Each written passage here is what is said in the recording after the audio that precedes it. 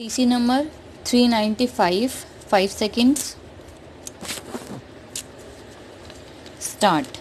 Mr. Chairman, Sir, agriculture is the main profession of our country. Many people, especially people in the rural areas, are dependent on agriculture and other subsidiary industries. Many farmers follow the traditional method of cultivation and they depend on rain completely. After independence, the 5-year plans have brought some changes in the method of cultivation. Our late Prime Minister Pandit Jawaharlal Nehru had said we should treat the irrigation projects as temples. This was the faith that our late Pandit Nehru had in the irrigation projects, and we should follow his footsteps if we are really increased in the welfare of our farmers. The farmer wants to be self-sufficient and is content with minimum needs.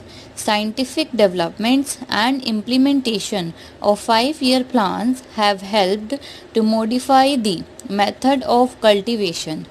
Farmers are benefited by the various agricultural research centers set up in the country. These days, the proceed seeds are supplied to the farmers. Animal husbandry is an integral part of agriculture. Animal husbandry can flourish only when the forests are protected. Sufficient quantity of cattle feed should be available. Unfortunately, the forest area is decreasing day by day, and this has to be checked. There are sufficient discussions in this house and outside the house about fertilizers and subsidy. There is a feeling that the agricultural produce would be more nutritious if it is grown using chemical fertilizers. Of course, the use of chemical fertilizers has resulted in the increase of agricultural produce. The use of manure in agriculture is on the use of manure in agriculture is on the decrease. The youth are migrating from villages to urban areas. Job opportunities, entertainment, etc. available in cities have attracted the village youth.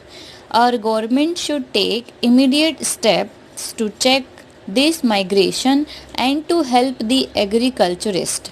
Therefore, animal husbandry, poultry, sheep rearing, seculture and other subsidiaries of agriculture have to be encouraged. Then only the farmers can become self-sufficient and agricultural production can increase. We can earn more foreign exchange if we increase the production of silk. The government should also encourage the use of compost manure. Compost manure is produced by putting cow dung, sheep dung and green leaves into pits.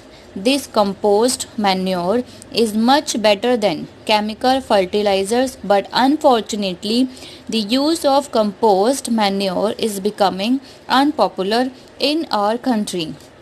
The number of farmers using compost manure is decreasing every day. At present, the backbone of the farmer is being broken. The center has to come forward to help the farmers. There should be new programs to liberate the farmers from the clutches of debt.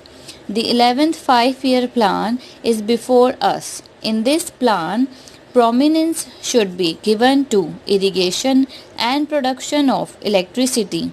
In my state, there is no considerable increase in the generation of electricity for the last 10 years. There is no increase in the area of irrigated land also. The electricity produced in the thermal power plants and hydropower plants would be exhausted very shortly. Agriculture should be made a compulsory subject in our educational institutions. Many students after their school education would lose interest regarding land, water, soil, etc. Hence, topics on agriculture must be included in the syllabus of our schools. Today, the paradox is that some students imagine ragi plants as tree and coconut tree as a plant. Hence, to avoid such ignominy, we should make it a point to set up technical training centers through agricultural universities. We can increase export to food grains and earn valuable foreign exchange. Each farmer cannot take up this responsibility on his own. Hence, the center should take initiative in this direction and assist farmers in all possible ways to boost agricultural production. At the same time, the center should see that middlemen don't exploit the farmers. Marketing facilities should be available to the growers of cotton, silk, etc. Raw material should be readily available for processing. Storage facilities should also be there. Irrigation must be given priority. Agriculture is a vast field and many of my colleagues have expressed their views on this subject. Water is the life of farmers. Hence, every drop of water should be stored and utilized properly. Throughout the country, bore wells have been provided and the water level is going down. Therefore, digging of tanks is very essential to store and recharge water. Desilting and minor irrigation works should be get priority. At present, we are importing oil seeds. I feel ashamed to talk about this import of oil seeds. Our land is fertile and most of our people are agriculturists. Why can't we grow sufficient quantity of oil seeds like sunflower seeds, groundnut seeds, etc.? Our late lamented leader Srimati Indira Gandhi, the then Prime Minister, gave us the 20-point program. Unfortunately, this program has not been implemented in all the states. In my state, this program has enabled lakhs and lakhs of poor people. The tiller is the owner of the land.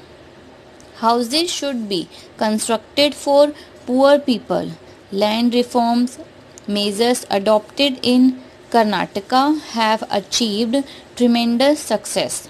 Sri Rajiv Gandhi had stressed the importance of public distribution system and he wanted that all the poor people should get the benefit. The center should provide sufficient funds to see that public distribution system reaches the remote villages. Our Prime Minister Sri Manmohan Singh also expressed the same view. I hope he would realize funds generously. Zilla Parishad and Gram Panchayat should be made to work efficiently. There should be uniform administration in Zilla Parishad and village panchayats. Overlapping should be avoided in Gramin Rozgar Yojana and other programs and they should be implemented strictly so that the rural poor can get the maximum benefit. Money should reach the poor directly. There should be no middleman. Checks should be there to avoid misuse of money. Non-plan expenditure should be reduced to a great extent. I hope that the Honorable Minister for Agriculture would come to the rescue of farmers and help them.